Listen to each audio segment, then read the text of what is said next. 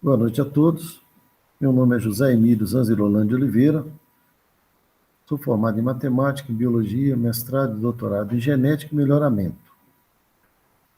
E fui convidado pela Nádia Afif, professora da Escola Estadual Santo Amaro, em Queluzito, Minas Gerais, a proferir uma palestra, algo sobre plantas medicinais. E aí escolhi o tema também dentro das plantas sobre conhecimento popular em bases científicas. Então, nós temos sempre momentos em que o passado nos revisita. Então, aqui temos algumas coleções, coloquei no slide 2006, só para a gente tentar saber o que nós fazíamos, né, há 17 anos atrás. Será que esse conhecimento que nós tínhamos há 17 anos ainda persiste? Será que nós conseguimos mais? Repassamos mais? Então, essa é uma pergunta. Por quê? Os caminhos mudam com o tempo. Só o tempo muda o caminho. E aí sim, a pergunta, com essas mudanças, com essas nuances, a pergunta é: o que é uma planta medicinal? E ainda, por que uma planta é medicinal? Alguém saberia me dizer? Já estão pensando sobre isso? Fiquei sabendo que vocês também tiveram oportunidade de conhecer um livro que eu escrevi algum tempo atrás e que tiveram, né, levado para vocês conhecerem pela professora Nádia. Então, vocês já saberiam me dizer por que uma planta é medicinal? Ou o que é uma planta medicinal?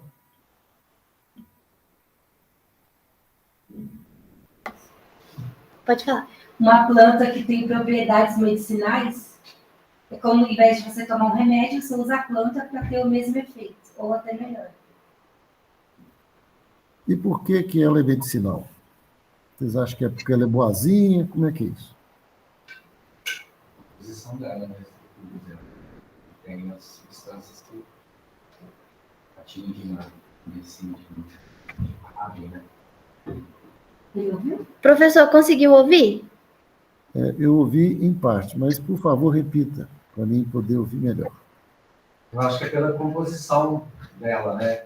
Os nutrientes que ela tem que agem na cura, no tratamento de alguma enfermidade.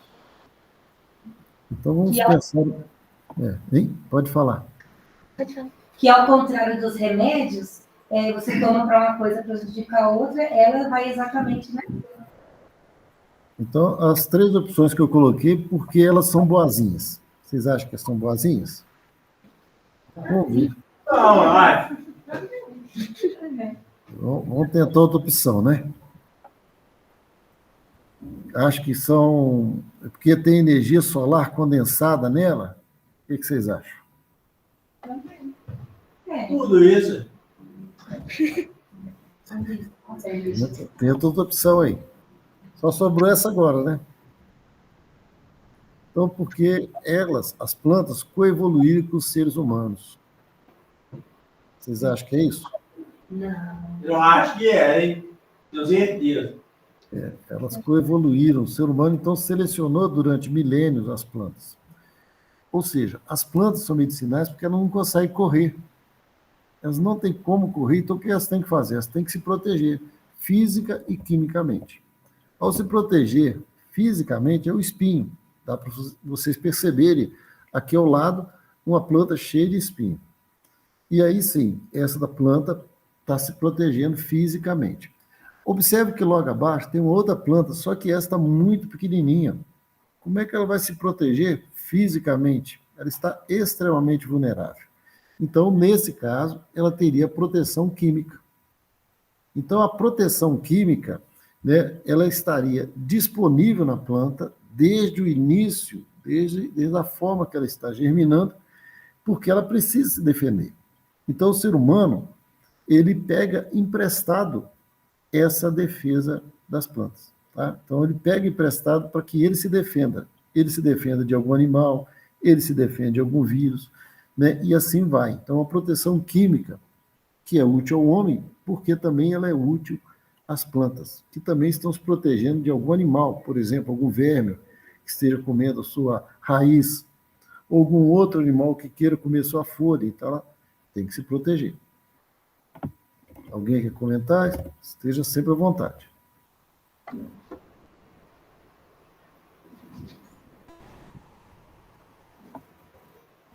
Bom, então vamos dar continuidade, mas esteja à vontade, tá, gente? Porque é uma conversa muito mais do que trazer novidades. Então, nós vamos abordar a ciência, resgatar o conhecimento do uso de plantas medicinais em uma comunidade. O que significa comunidade? Significa uma unidade comum, ou seja, onde todos estão no mesmo status. No caso aí, existe uma professora, a Nádia, e vocês, estudantes. Numa comunidade, somos todos iguais. Pode até existir alguma hierarquia, mas dentro de um contexto maior, todos teremos os mesmos direitos. Consequente a esse resgate, obter, então, dados que justifiquem o uso popular. A interação entre os saberes popular e científico com duas abordagens. Por quê? O saber é provar ou reprovar. Então, pelo saber, o que se quer é provar alguma coisa, ou pelo saber, o que se quer é reprovar alguma ideia.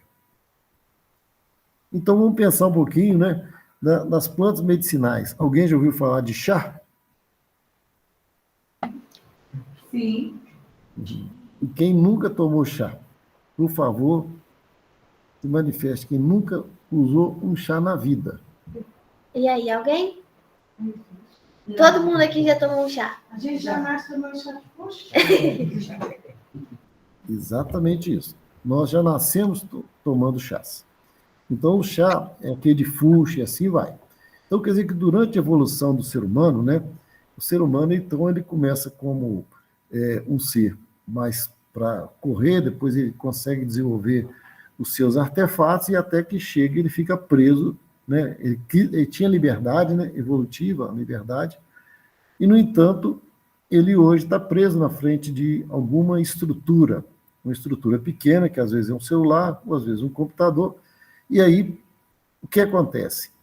A questão hoje do tempo, da ideia, é que hoje nós temos um problema bem interessante, um problema moderno, que é justamente o tempo. Então, parece que tudo é questão do tempo. E aí a gente acha que está atrasado, a gente acha que está querendo viver no passado. Aí surgem as doenças, por exemplo. A depressão é aquele que quer viver no passado. E a ansiedade é aquele que quer viver no futuro. Então, a questão mesmo, a gente só vive o presente. Tanto é que é uma coisa fantástica. Tanto chamado, tão fantástico que é um presente de Deus, um presente do que nos permite essa vida. Então, com essa ideia das plantas medicinais, o ser humano moderno, ele retorna ao saber dos antepassados. Aí ele valoriza os seres que, durante os tempos, eles tinham que sobreviver em todos os ambientes. Todos os ambientes estavam ali, seja nos trópicos, seja nas regiões mais distantes desse trópico, ou seja, mais frias, ele tinha que sobreviver. Então, com isso, ele foi colecionando o arsenal terapêutico dele, e com isso, esse arsenal é que permitiu chegar até os dias de hoje. Por quê? Porque o ser humano não é o animal mais forte que existe, não é o animal mais rápido, mas ele teve a capacidade de desenvolver o cérebro. Como é que ele desenvolveu o cérebro? Libertando-se das quatro patas. E ao se libertar das quatro patas, se tornar um bípede, ele pôde gastar essa energia do andar de quatro patas em outras partes do corpo. E ele, então, acumulou essa energia na cabeça, no cérebro. E ao ter muita energia no cérebro, né, o nosso cérebro acumula 25%, gasta 25% do oxigênio, então esse cérebro começou a se desenvolver. Quando o ser humano manipular alguma coisa, ele manusear as mãos, esse manuseio das mãos faz com que haja também o manuseio da língua. Não sei se vocês já perceberam, vocês colocando uma agulha, né, numa mão e tentando com a outra enfiar uma linha.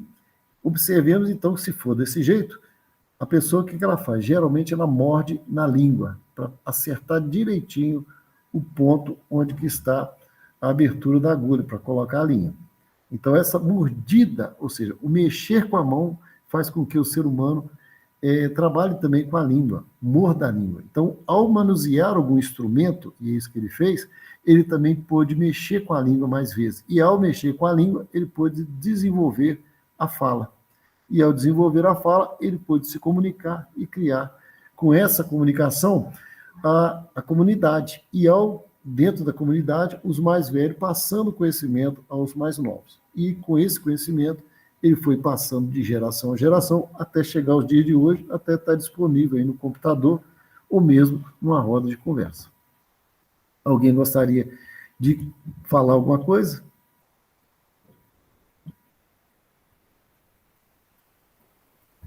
Vamos seguir. Pode continuar. Vamos seguir.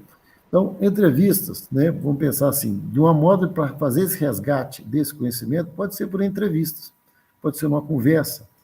E caso seja uma entrevista, uma conversa, pode ser por questionários. Esse questionário que pergunta a idade e pergunta o que se sabe sobre algumas plantas. E aí sim fazer o resgate do que era forma oral para uma forma que é escrita. E essa coleta dessas informações nas entrevistas também é junto com a coleta das plantas, dos espécimes. Tá? E com isso, quando se pega esses espécimes, eles servem então a duas funções. Primeiro, montar uma coleção de plantas secas, que a gente chama de essicatas. Para quê? Para que a gente consiga ter aquelas plantas com anotações do local onde foi coletada, para que foi usada, e também para identificar pelo nome científico. Então, essa essicata, sendo identificada, ela poderia ser utilizada, vamos dizer assim, as informações que estariam nela.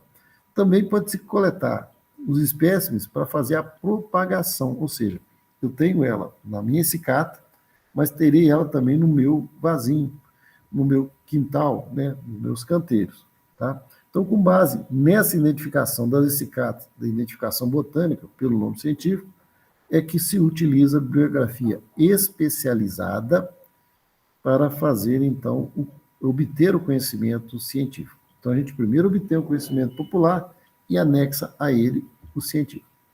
Então, os conhecimentos, né, basicamente é o seguinte, os estudantes, todos vocês, devem juntar conhecimentos populares aos conhecimentos científicos. A gente sempre tem que ter um ponto de partida, não tem como voltar e querer novamente criar a roda. Nós temos que aprender a usar a roda de várias formas, mas não voltar atrás e tentar criar algo que já está criado. E aí sim, nós temos como uma potencialidade esses recursos que a natureza nos oferece, que poderão ser utilizados pelos praticantes das terapias populares. Então, gente, isso daqui é algo que é da evolução do ser humano.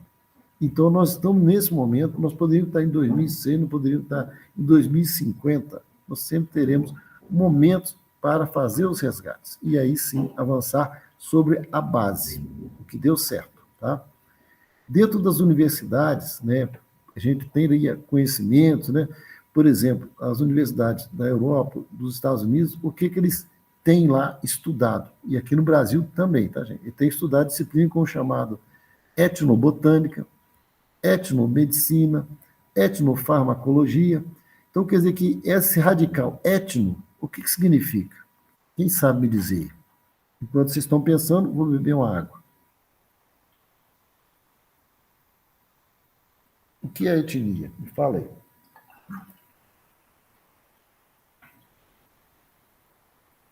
Do país determinado que a pessoa nasceu, né? Igual aqui do Brasil. Você vai para um outro país, né? Qual a sua etnia? Brasileira, não é isso? Mais alguém?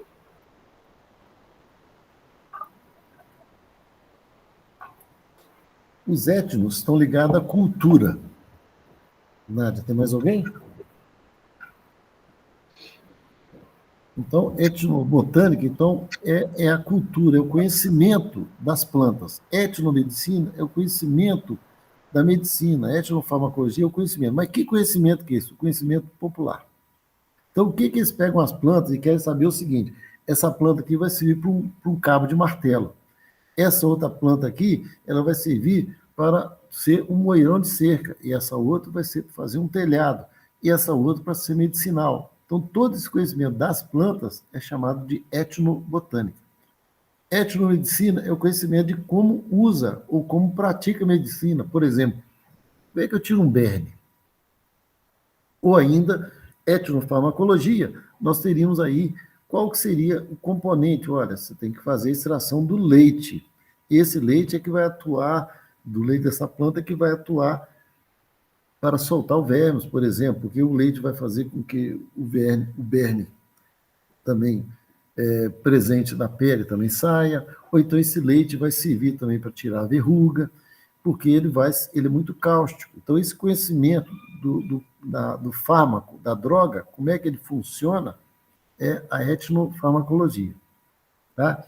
Então, quer dizer que esses países, né, como exemplo, né, os países da Europa e também dos Estados Unidos, né, que são os países que a gente chama de primeiro mundo, eles estão estudando os mecanismos que a cultura, né, foi mantida, né, pelos habitantes, e esses habitantes hoje estão nos países do terceiro mundo. E aí o que acontece? As pessoas estando no terceiro mundo, como é que elas teriam como contribuir com esse conhecimento? Porque quando a gente tem poucas oportunidades, a gente vai se juntando aquelas poucas oportunidades e tentando se virar. A gente vai no civilômetro mesmo. Olha, se não tem dinheiro, a gente tem que arrumar um jeitinho aqui de ter alguma melhoria. Então, esse jeitinho que a gente vai tentando dar, ele faz parte daquele momento e acaba fazendo parte da cultura. E aí sim, nós temos como exemplo aqui o 4º Congresso Mundial de Medicina Tradicional, ou seja, que foi ocorrido no México. E aí, o que estava sendo discutido? Como é que as pessoas tratam de forma tradicional, usando plantas medicinais, por exemplo.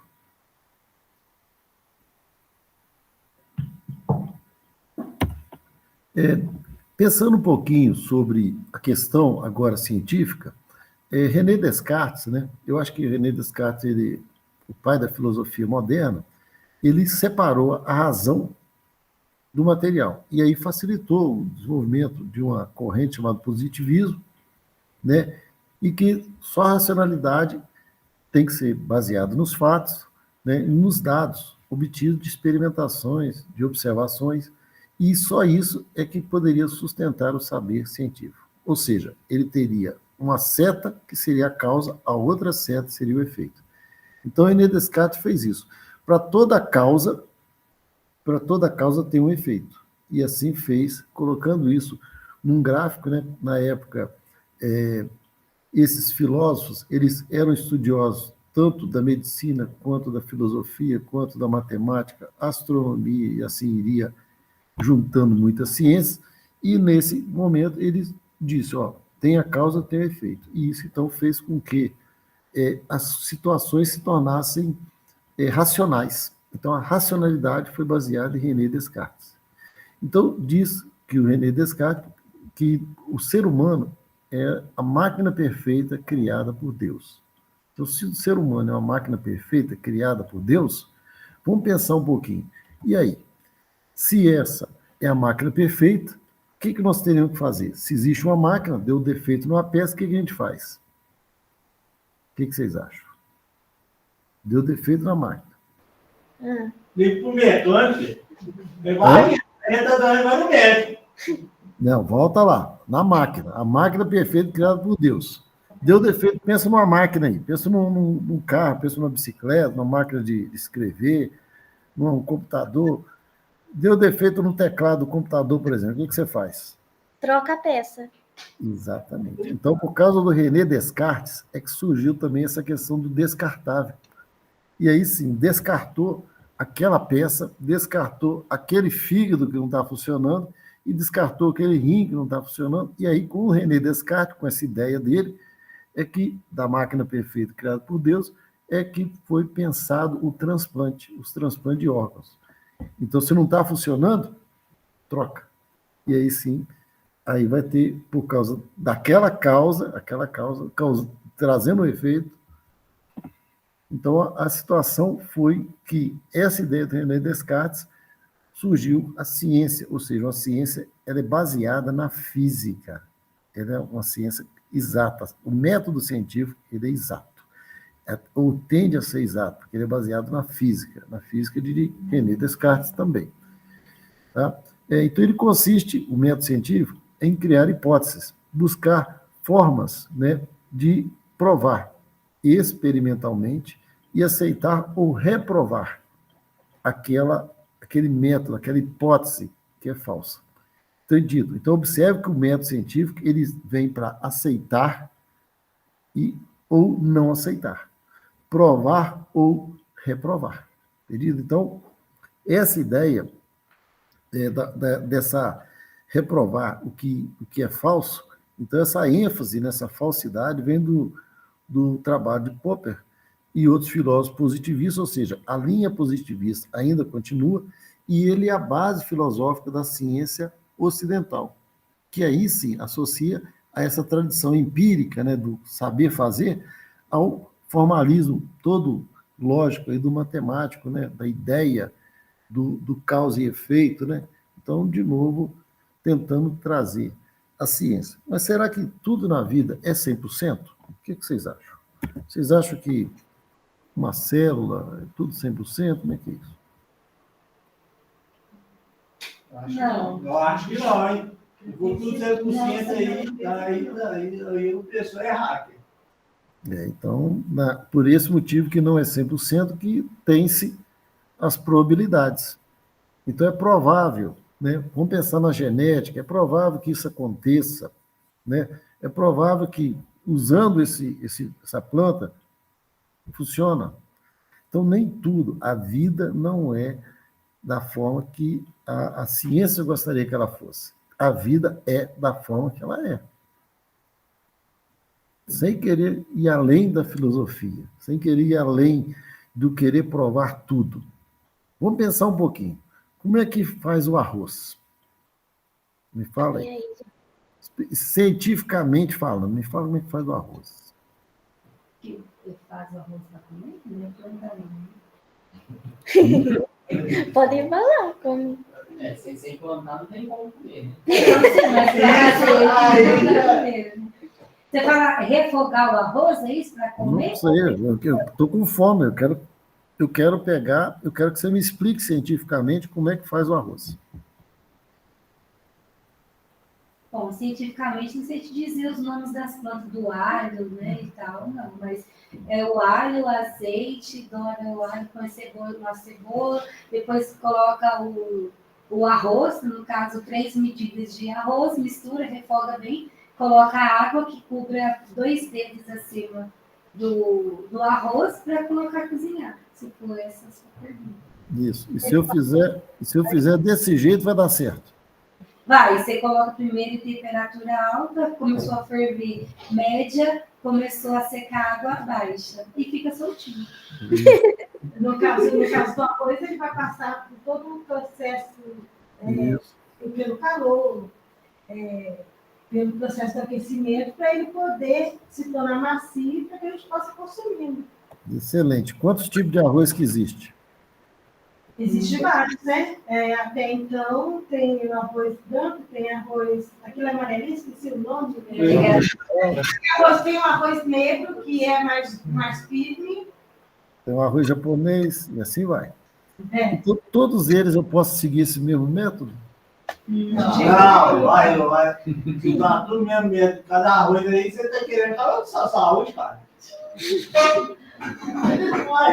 Então, Cada um tem sua particularidade, né, para ser feito. então, agora o jeito que você falou, tá certo ou tá errado? Tá certo. O arroz que eu faço tá certo. Então, eu posso provar ou reprovar a sua hipótese? Pode. Pode testar, então. Pode. Então, observe bem. Para os seus filhos, ou para quem que seja da sua família, vamos pensar, eu não sei se você tem filho, vamos pensar lá. Para eles, o melhor arroz é aquele que ele comeu na casa que ele mora. Na minha casa, por exemplo, a gente não usa alho, só usa um pouquinho de óleo e sal. Tem pessoas que não usam nem sal, nem usam outra coisa, usa o arroz parbolizado, deixa ele cozinhar lá no vapor e tal, e assim vai. Então, só para vocês entenderem, agora sim, vamos chegar na planta medicinal, então. Vamos chegar lá.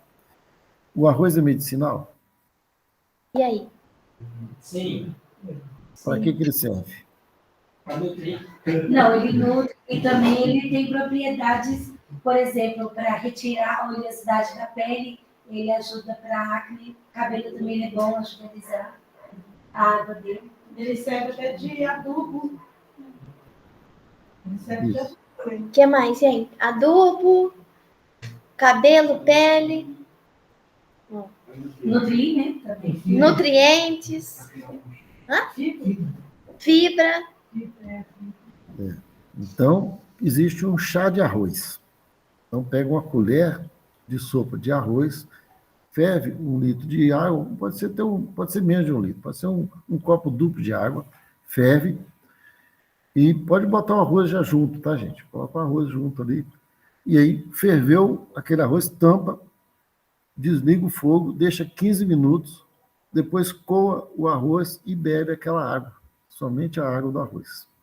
Não bebe o arroz. E aí sim, bebeu aquela água, ele realmente vai fazer com que o corpo desintoxique. E aí a pele, sem passar no rosto do arroz, a pele vai ficar menos oleosa, vai ficar mais bonita, menos acne. Então, ou seja, o arroz ele serve para limpeza. Agora, pensando um pouquinho no arroz, já que nós estamos falando de arroz, vamos pensar um pouquinho. O arroz está lá na panela, cozinhei o arroz hoje. E cozinhei o feijão também. E botei os dois na panela, fiz no almoço, resolvi na janta comer o arroz com feijão também. No outro dia também comi arroz com feijão, mas era o mesmo de ontem. E eu não deixei nenhum deles na geladeira. Algum deles vai estragar ou tá tudo bem? Isso depende da temperatura, né? Se tiver muito calor, estraga. E o arroz, quanto mais ele fica na geladeira, melhor, porque ele tem esqueci o nome, um componente nele, que quando ele fica na geladeira, você retira, você come, ele ajuda a melhorar a saciedade e aumenta.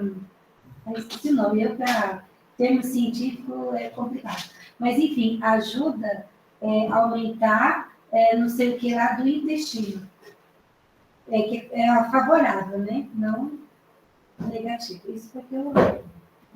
E o feijão? Vai azedar? Azeda. Azeda. Agora o feijão não azeda não, porque lá em casa eu como. Feijão, arroz lá em casa não, que eu deixo na geladeira quase um mês. Não. Mas ele vai, eu acho que vai perder várias propriedades entre o primeiro dia e o segundo dia.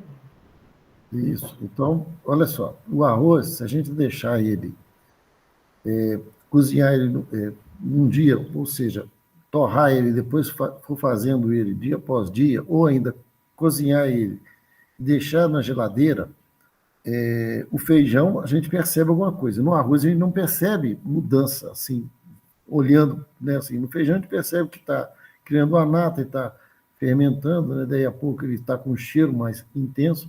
O arroz a gente não percebe isso. O arroz a gente só percebe que às vezes aparecem algumas manchas de cor um pouco diferente. Mas aí sim, então nesse caso, o arroz, gente, quando ele fica de um dia para outro e mais e mais e mais, faz com que haja também um momento de aumentar uma bactéria nele que libera uma toxina que, quando se come, dá uma dor muito forte no estômago, chamada enterotoxina. A dor é muito forte, parece que está tendo úlcera. Ou seja, comer arroz de muitos dias, a dor é muito intensa no estômago. Não sei se é o caso, se vocês já tiveram essa oportunidade de observar. Já? Não gosto de arroz. Marido, já. Não. Eu como arroz lá em casa, lá em casa arroz quase.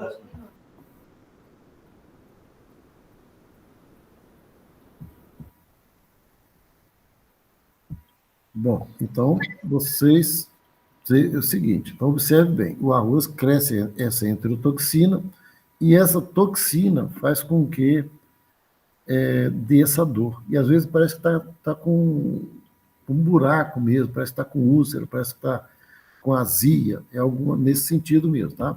Então, só para dizer a vocês que O arroz ele pode ser medicinal, mas se a gente também quiser comê-lo e às vezes de uma forma errônea, ele pode também nos trazer problemas. Então, para dizer um pouco, quem que tenta explicar isso? Né? Será que a ciência tenta explicar? Né?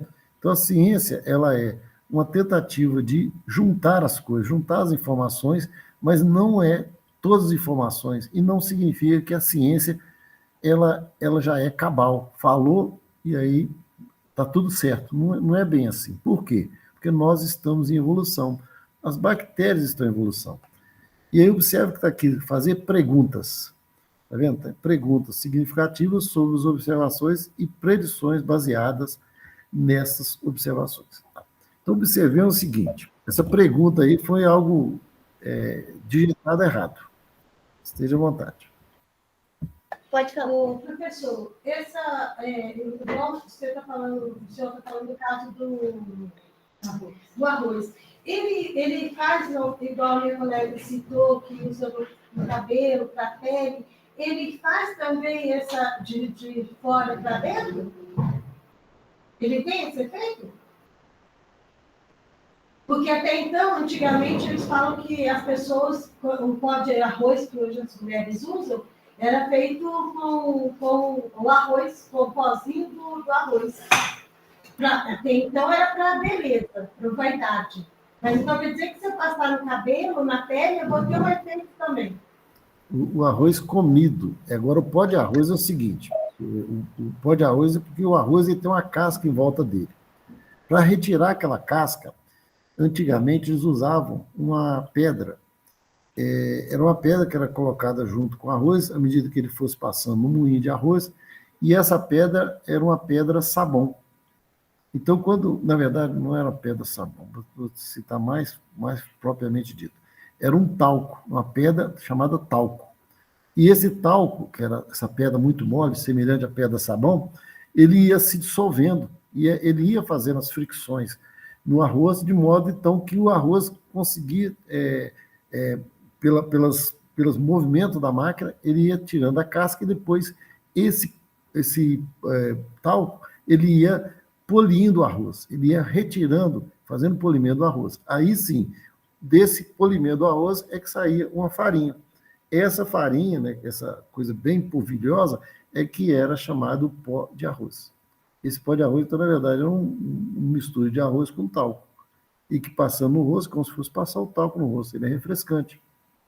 Então, essa é a informação que eu tenho até de coisas mais antigas, tá? Que era realmente um pó. O pó de arroz era de uma coloração rosa, tinha um cheirinho, né, bem agradável, né?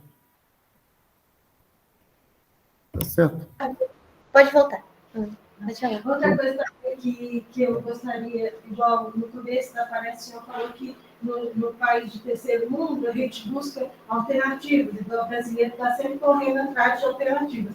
Só que, às vezes, a gente está com uma dor de cabeça e a gente vai na avó, na vizinha, em alguém mais velho, que fala assim, toma tal chá que você vai resolver. Só que o chá, ele faz efeito durante um certo tempo, leva talvez dias. E quando eu bebo o remédio do comprado na farmácia, ele vai agir mais rápido. Você acha que um dia a gente vai conseguir, porque a medicina alternativa consiga também ter funcionar de um jeito mais rápido também no organismo humano? O funcionar muito rápido depende do que está acontecendo. Porque a intoxicação ela é lenta. Às vezes a intoxicação é rápida, às vezes a intoxicação que chamam de aguda. Às vezes a intoxicação é lenta, intoxicação crônica.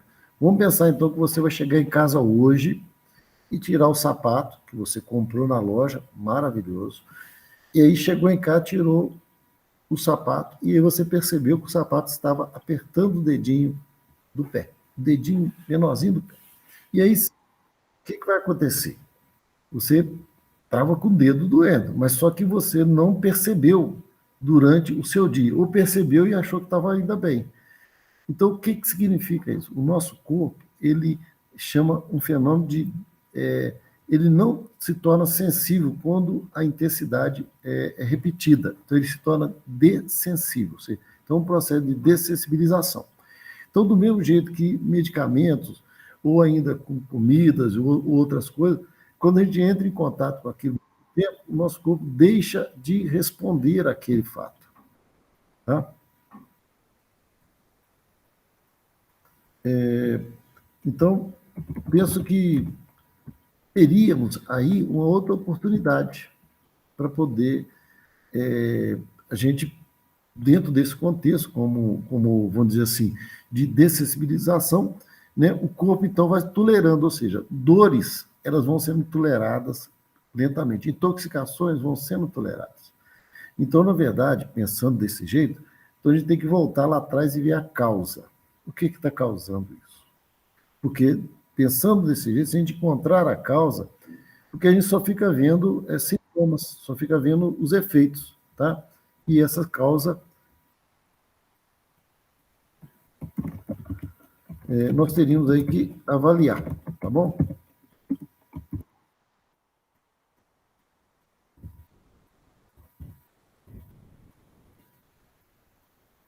Para que a gente possa, então, avaliar essas situações, e aí sim, para a gente dizer que o medicamento ele é mais rápido ou mais lento do que as plantas, eu estou para te dizer que não é bem assim, não.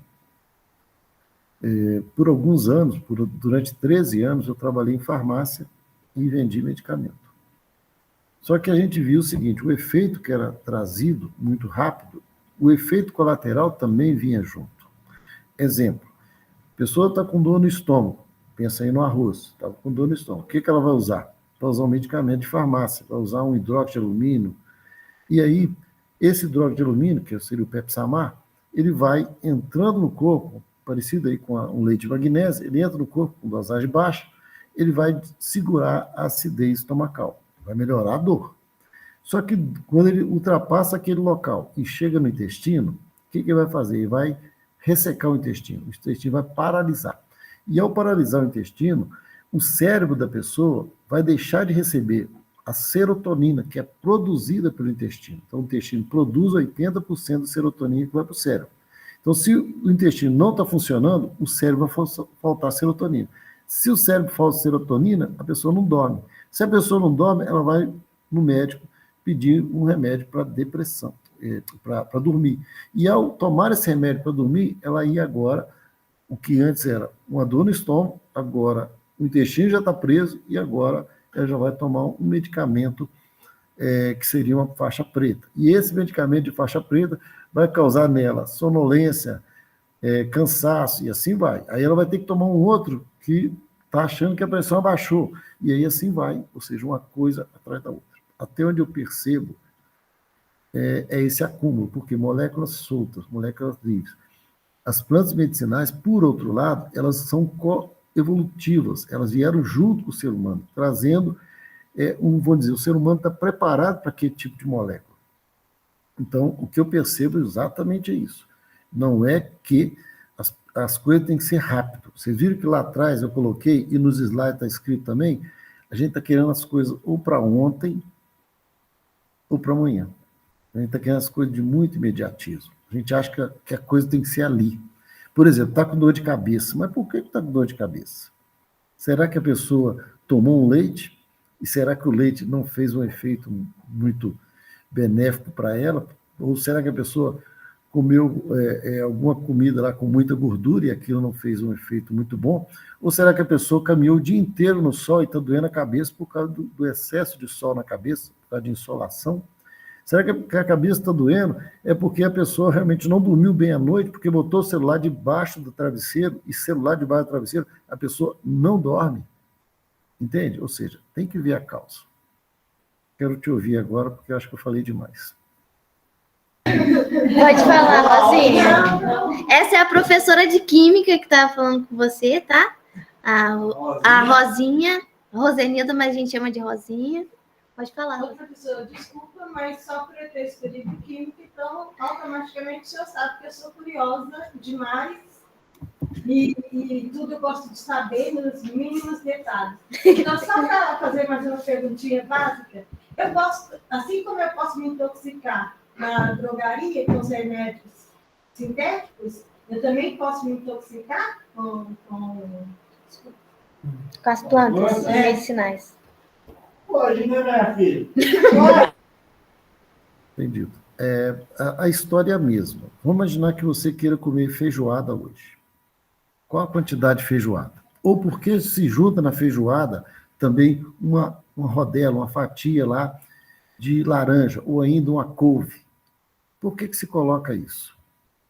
Então, quer dizer, que um é o alimento e outro é para ajudar no processo, tá?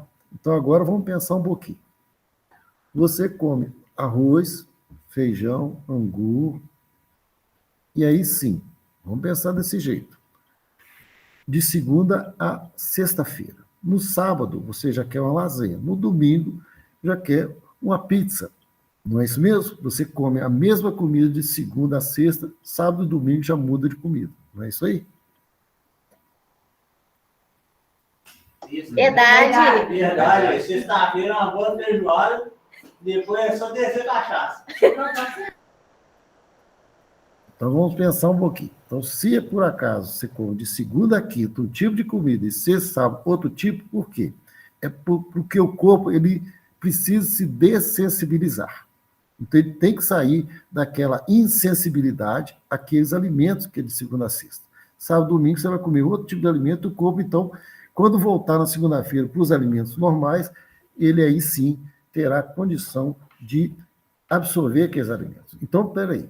Então, quer dizer que se eu comer arroz e feijão todos os dias, será que eu vou intoxicar?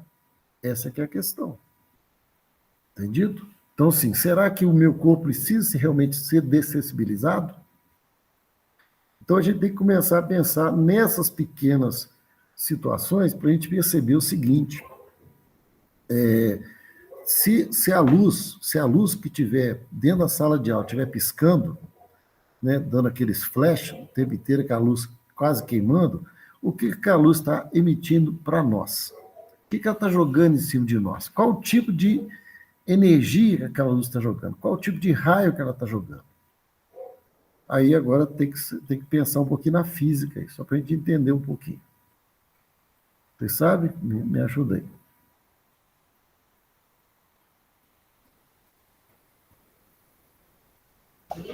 Pode falar.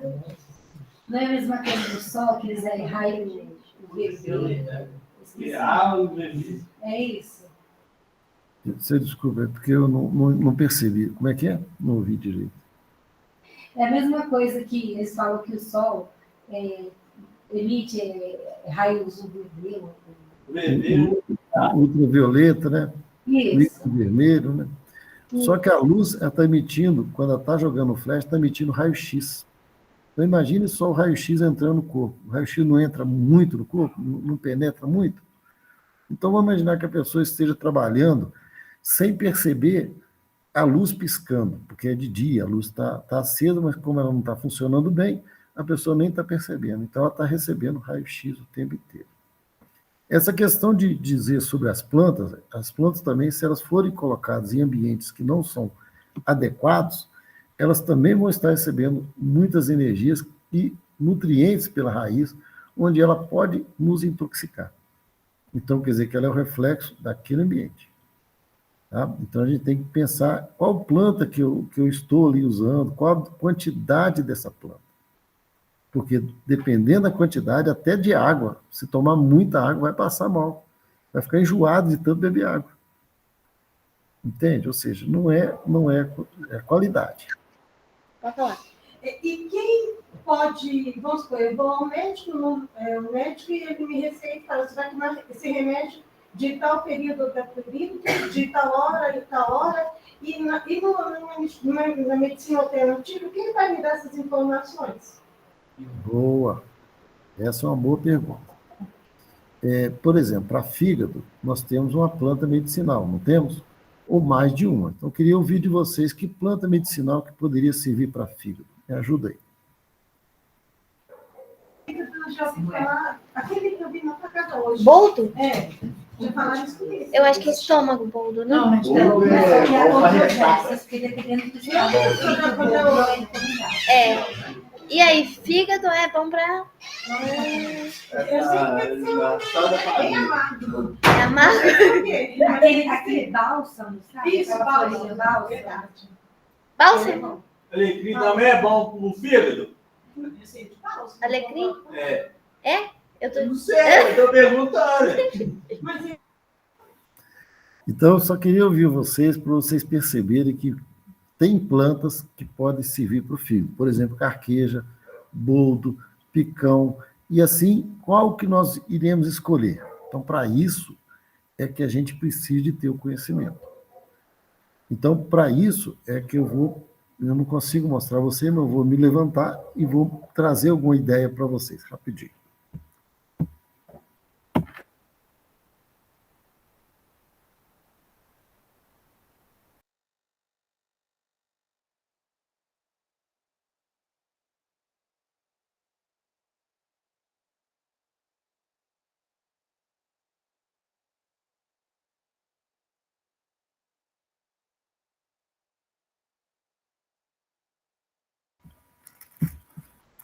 Bom, então eu voltei e agora sim, trouxe para vocês.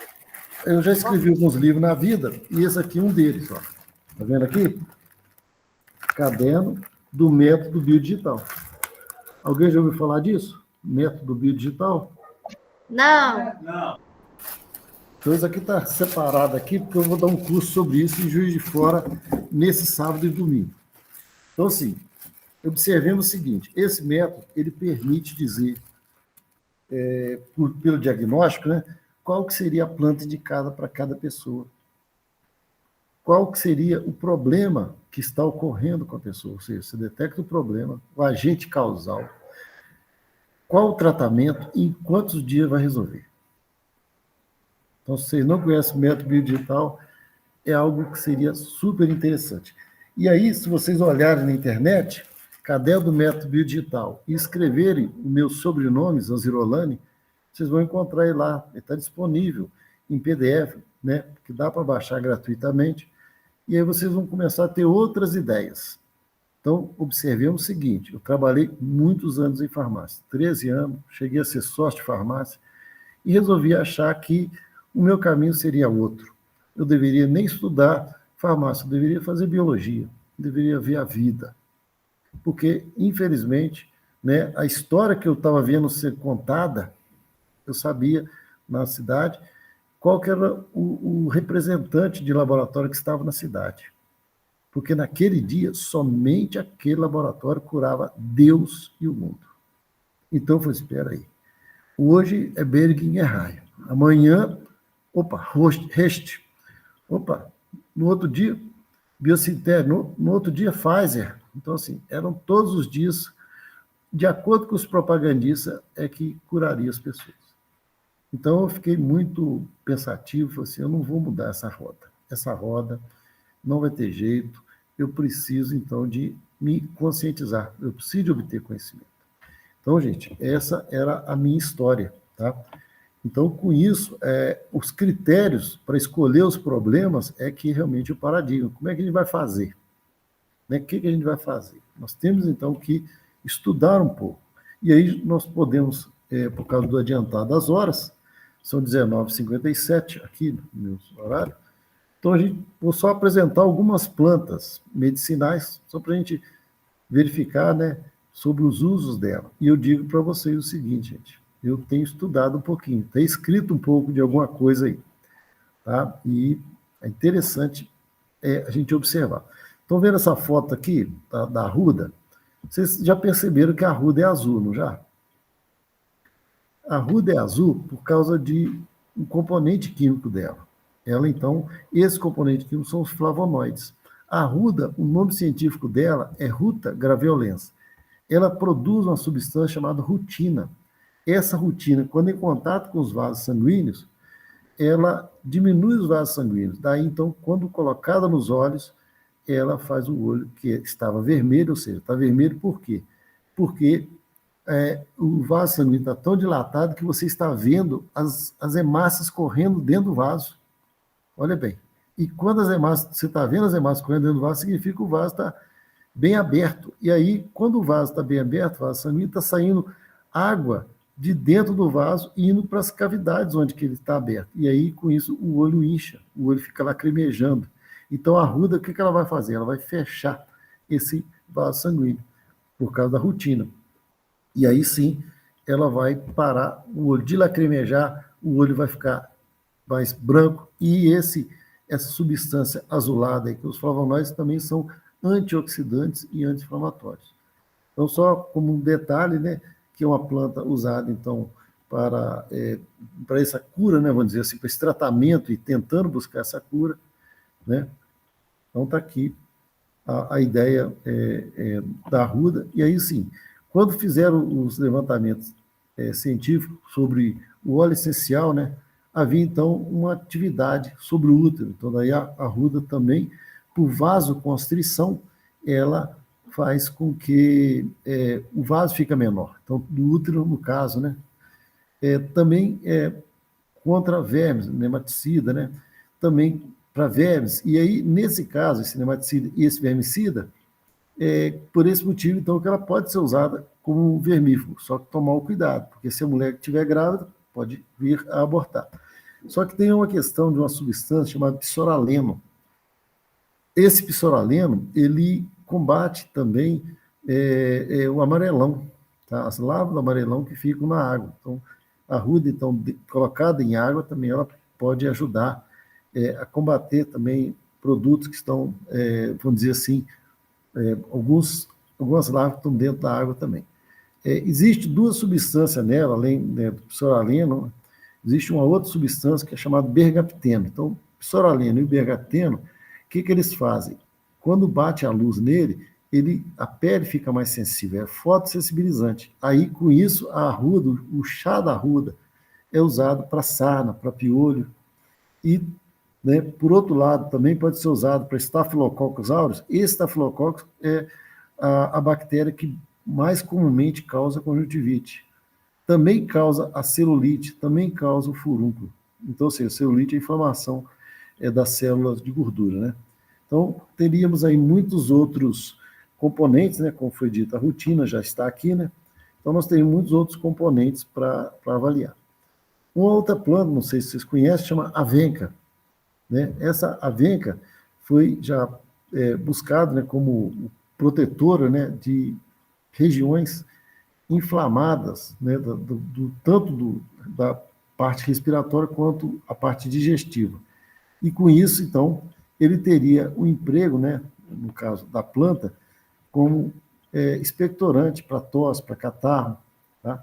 E os princípios amargos dela, porque o nome dela adianta o capilus venésio, o princípio da capilarina, ele vai melhorar a secreção tanto da bile quanto a secreção do estômago. Tá? E, com isso, teria condição de ajudar. Observe bem, o estômago, a secreção do fígado, também o pulmão. Por quê? Porque o pulmão, ele tem a mesma origem embriológica do intestino. Então, por esse motivo que antigamente se usava purgante de azeite para os casos das pessoas que estavam gripadas. Então, o azeite daria uma descarga, né? Daria uma diarreia, e como vai fazer funcionar o intestino, o pulmão também vai funcionar e o pulmão solta também o catarro. Tá bom? Outra plantinha aqui, que é a carqueja. Sim, Nádia?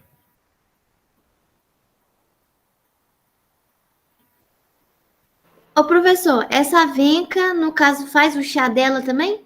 Normal? Das folhas dela. A avenca é uma samambaia, né, gente? Sim, a gente está falando aqui que a gente usa de enfeite, né? De enfeite. Fica de enfeite na casa. A avenca, porque existem várias teorias. Uma das teorias antigas é a teoria das assinaturas. Isso aí foi da Idade Média, uma teoria até muito bonita. Por exemplo, que quando você corta a cenoura no meio, a cenoura cortada ao meio, assim, de forma, vamos imaginar assim, longitudinal, você corta ela aqui assim e olha ela, você vai ver que parece um olho, não é? Parece que a raiz da cebola, cenoura, parece um olho, não parece? Sim.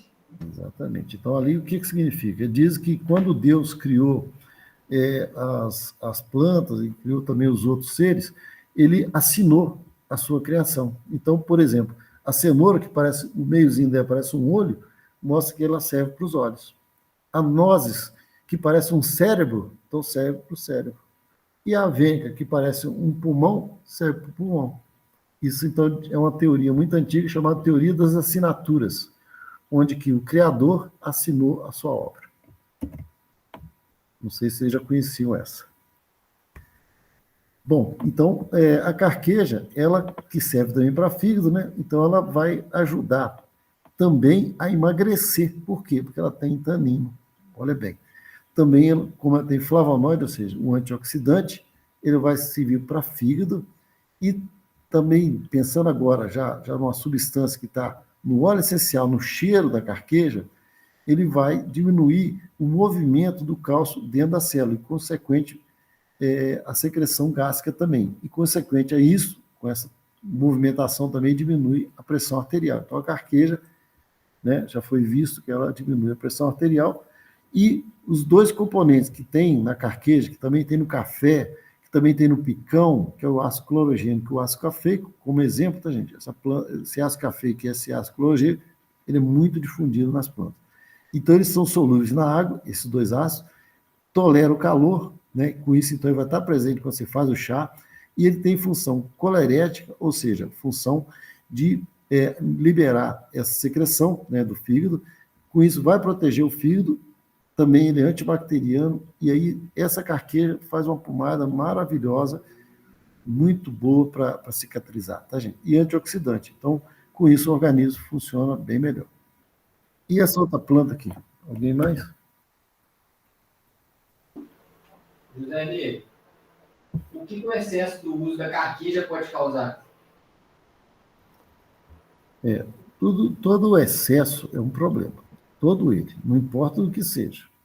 Porque a gente tem que sempre buscar o equilíbrio. Agora, se você pensar desse jeito, vamos pensar que a pessoa, então, use em quantidades grandes a carqueja. O que ela vai dar? Muita dor no estômago, por causa do excesso dela, onde que ela vai ser absorvida, né? Porque a região inicial, né, de absorção é o estômago, e esse daí vai atuar em cima do fígado, o fígado vai liberar muita secreção, então a pessoa vai ter também, possivelmente, uma diarreia. Isso vai ajudar a fazer o quê? Ela emagrecer, mas só que ela vai ficar com dor de cabeça. Sobretudo, por causa desse mau funcionamento, sobretudo nessa região aqui, ó, lateral aqui, ó. A dor de cabeça é muito grande, parece que arrancou o tampo da cabeça. É uma das questões que acontece com a carqueja em função justamente desse excesso de secreção que ela vai proporcionar. A pressão vai cair, porque vai movimentar o cálcio. Tá, gente? Só falando um pouquinho de cálcio, então, para quem gosta de estudar, tem a soja, né? A soja que produz o óleo de soja, proibiu-se o uso, por exemplo, da gordura de porco, né? E aí tem que usar a soja. Quando começou-se a usar a soja, o que aconteceu? As pessoas começaram a ter muito mais problemas de osteoporose. Essa osteoporose, por quê? Porque a soja, ela tem um ácido nela, chamado ácido fítico, que se agrega ao cálcio, formando fitato de cálcio, e esse cálcio, então, ele é retirado, ele não é absorvido no intestino, ele segue juntamente com o bolo fecal e ele é levado, então, para as fezes. Então, aí sim, o uso do óleo de soja começou a aumentar em quantidade os casos de osteoporose. Tá? Só para vocês entenderem que estão falando de alimento, estão falando de alguma coisa, porque tem a questão de dizer também muito da soja, né? Do que seria a isoflavona de soja, e assim vai. Sim.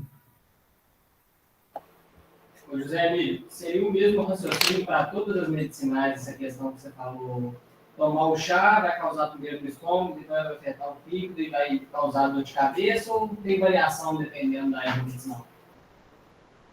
Todas as plantas têm variação, todas elas. Porque, por exemplo, vamos imaginar que tomou o chá de funcho, em grandes dosagens. Vai cair a pressão arterial também. O funcho faz isso. E o funcho, ou então outras plantas também, o funcho vai causar também uma confusão mental, ou seja, o excesso causa problema. Todo ele, não tem jeito da gente dizer. Por quê? Porque a planta medicinal, o que ela está fazendo? Ela está produzindo algo que é para ela se defender.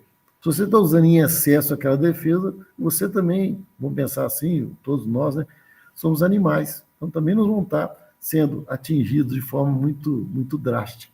Então nós temos que deixar o nosso corpo reagir. Não é, planta medicinal, se for para vermes, por exemplo, se usa 3 dias. Se for de outros tipos, se usa 5 dias. Agora, só se usa planta medicinal continuamente se for uma planta medicinal para diabetes, por exemplo, né?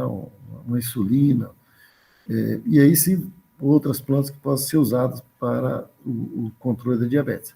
Então, sim, mas então a planta sempre tem um uso descontínuo, né? A exceto dessas plantas. Até mesmo hoje, você pode perceber que tem alguns medicamentos que usam para pressão alta, vamos pensar agora em medicamento de farmácia, que eles usam todos os dias, menos um dia na semana, pelo menos no domingo, por exemplo. Tem essa questão também, né?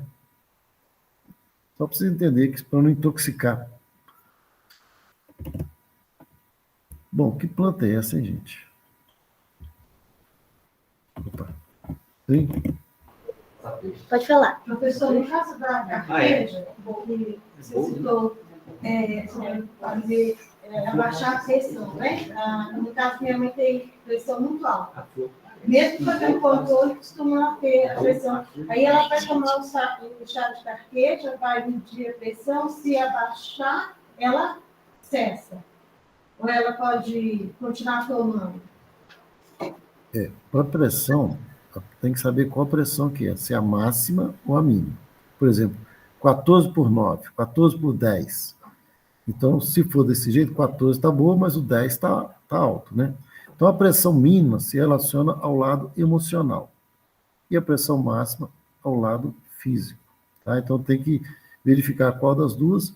E o seguinte, pensando um pouquinho, as pessoas, quando a gente vai, né, adquirindo mais idade, as nossas artérias também não vão ter a mesma força muscular, né, o tecido muscular liso, ele realmente vai se, né, desgastando. Então, a gente precisa de ter um contexto maior, uma pressão maior para chegar o sangue a outras partes do corpo. Ou seja, é normal uma pessoa mais velha ter pressão alta. Agora, a pressão alta, como eu disse a vocês, é um sintoma. É um sintoma, não é a doença. A doença é outra. Ele é um sintoma.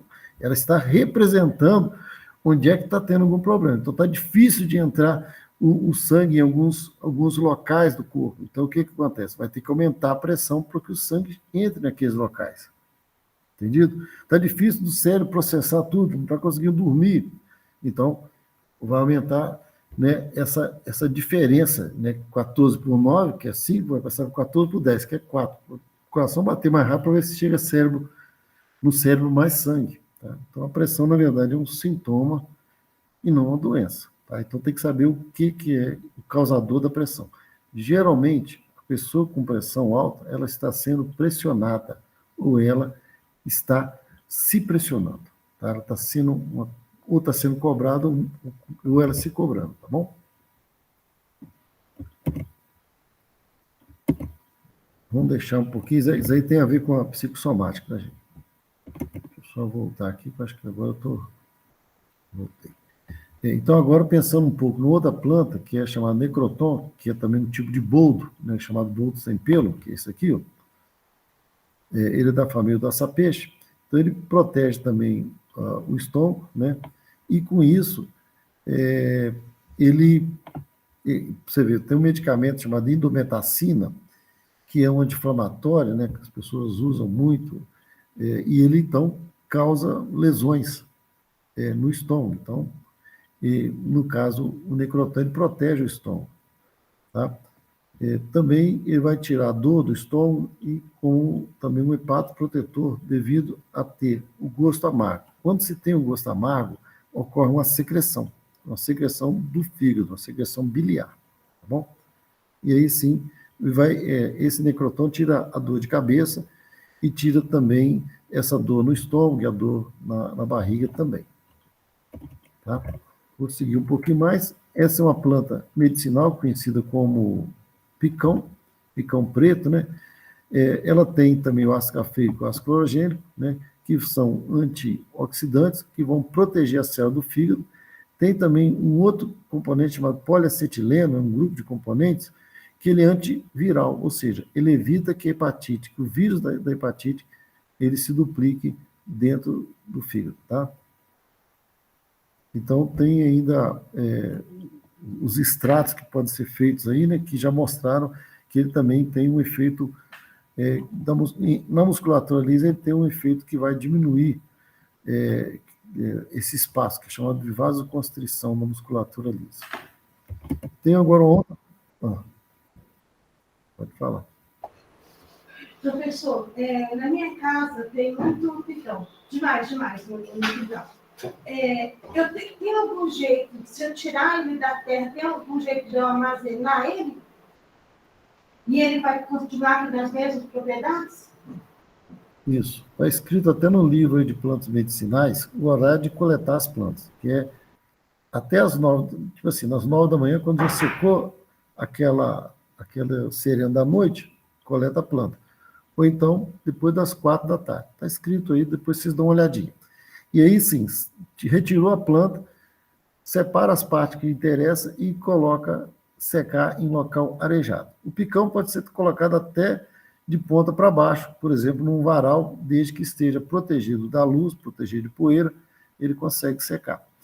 E, tendo seco, né, pode ser armazenado em um saco de papel envolvido num saco plástico, se ele estiver bem armazenado. A temperatura de secagem de uma planta medicinal é abaixo de 45 graus, ou seja, não pega uma planta medicinal e coloca no forno, ou pega uma planta medicinal e bota no sol para secar. Não, ela seca à sombra, com a temperatura amena, de modo que essa planta possa ser usada posteriormente. Então, vamos pensar uma planta que sempre some dos locais que ele quebra pedra, sempre vai estar, depois ele some, depois aparece de novo, depois some. Então, essa é uma planta que deveria ser seca. O picão também tem época que ele fica muito vigoroso e outra época ele fica, já em final de ciclo, fica muito, muito feio. Então, é outra planta que daria para secar também e usar posteriormente. Quando se faz o chá, você vai perceber que ele está amarelado, né, e tudo mais, mas observando a planta, tem que se notar que não pode ter fungos nela, ou seja, não pode estar deteriorando, tá? Mas é uma planta que dá para usar por um bom tempo. Uma outra planta medicinal agora, então já caminhando, tá, gente? Terramicina, que é chamada assim, que é a alternanta brasiliana, que é uma planta da mesma família, o grupo aqui seria da perpetinha, né, da perpétua, tá? Então ela é usada como antibiótico, analgésico, como estimulante, e ela tem, então, um efeito contra a leishmania. Então, ou seja, o que a população usa como antibiótico, então, ela pode ser usada contra a leishmania, que, né, seria, então, um protozoário, tá, gente? Ou seja, não se encontrou ainda o efeito antibiótico dela, tá? Mas já mostrando efeitos interessantes, como analgésico também, e aí sim, anti-inflamatório, tá? Para tirar dores, né? Mas esses efeitos, eles atuam tanto no local, que seria no estômago, quanto no cérebro, tá, gente? Para poder, na verdade, no cérebro, não, na condução do impulso nervoso ao cérebro. Porque no cérebro ele vai causar, então, também um efeito para tirar essa dor, tá? Mas então, mas não se detectou ainda nenhuma forma dele ficar deprimindo o cérebro, tá bom? Então, gente, para finalizar, o mais importante é isso. Como conclusão, as nossas dúvidas. As nossas dúvidas são a nossa razão de viver. Então, nós temos que duvidar. E assim caminha a humanidade, tá bom? Obrigado.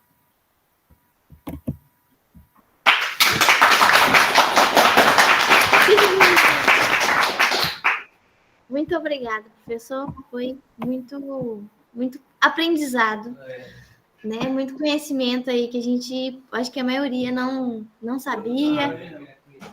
Agora queremos conhecer você. Conhecer não, nossa aqui, a turma, né? A turma do lado. Que é você aqui presencialmente. Então, faço convite da troca de sementes, dia 5 de julho. Se o senhor puder comparecer, estaremos muito felizes. Né? Ficaremos muito felizes, né?